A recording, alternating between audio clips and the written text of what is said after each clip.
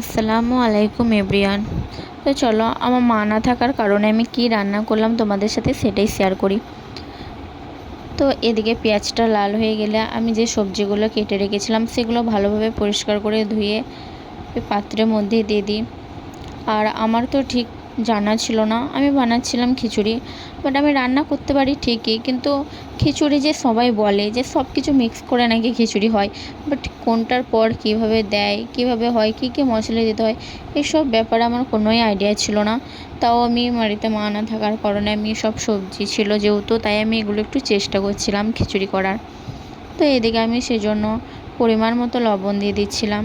আর আমার যেহেতু মনে হলো এমনি রান্নার থেকে এই মশলাগুলো একটু বেশি লাগবে, কারণ খিচুড়ি করব এখানে ভাতটা মিক্স করতে হয়।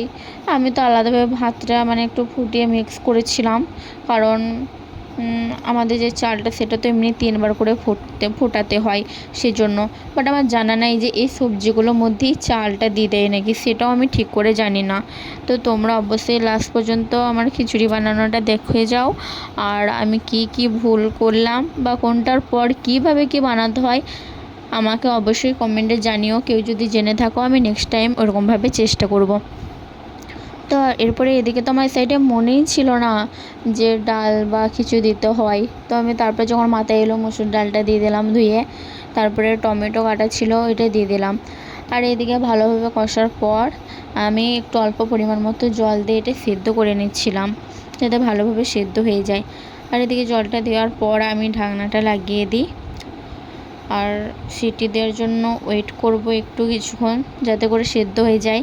আর এদিকে তারপর 3টে সিটি দেওয়ার পর আমি এটা অফ করে দিই। আর এদিকে ভাতটা আমার ফোটাচ্ছিল।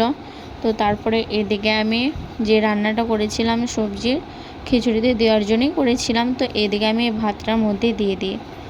তারপরে মা নাকি বলে যে খিচুড়ি সবসময় নাকি নাড়তে হয়, না হলে লেগে যায়।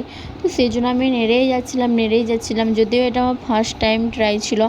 তো আমি ভালোভাবে নেড়েই যাচ্ছিলাম, নেড়ে তো আমার হাত ব্যথাই হয়ে গেল।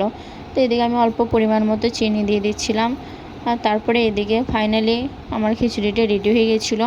তো তাই আমি গ্যাসটা অফ করে ঢাকা দিয়ে দিই। আর এদিকে খিচুড়িটা জানি না দেখতে কেমন লাগছিল তোমাদের, বাট খেতে কিন্তু আমার বেশ ভালোই লাগলো।